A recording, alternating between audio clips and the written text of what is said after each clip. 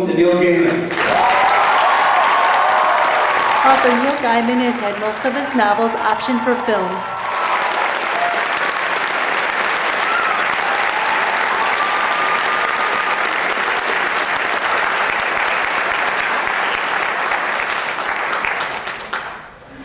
Hello. I saw several different versions of where you get your ideas from.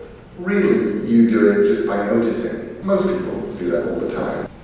Imagine. It's how worlds get changed.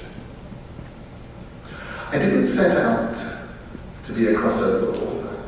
It just never occurred to me not to be. I can tell you how I did it.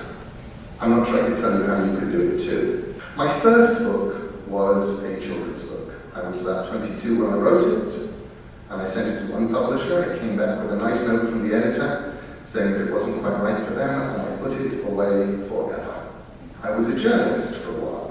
All I knew of being a journalist when I began being a journalist was what I gleaned from the 1983 edition of the Writer and Artist Yearbook. And then, when I got tired of journalism, I wrote comics. And once I'd learned to write comics to my own satisfaction and thought it might be good fun to go and explore prose fiction. Holly used to come home every day from kindergarten and she'd climb up on my lap and dictate stories. They were absolutely terrifying, as only the stories of a 4-year-old girl could be. Most of them involved small girls, often named Holly,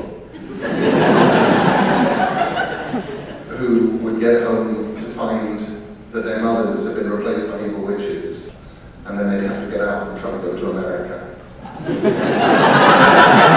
She liked stories like that, so I started writing one, and it was called Coraline. And I showed the first couple of chapters to my editor.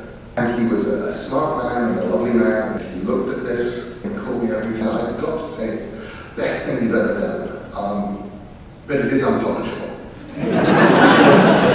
And I put the book away. We moved to America. I sent the manuscript to my editor at Avon Books, and she said, it's great.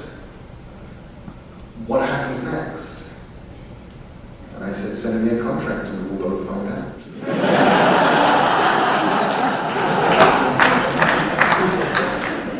And bless her, she did. 2 years passed, and I stopped reading before bed. And instead, I started writing before bed. I just kept a notebook with a pen beside the bed, and I'd get into bed at night, instead of reading 4 or 5 pages of something and go to sleep, I would write. Now, Coraline was published in the summer of 2002, which was, coincidentally, the first summer in 5 years without a new Harry Potter book. Journalists who had their column inches set aside to write about the new Harry Potter book suddenly had empty pages. So they had to write about something.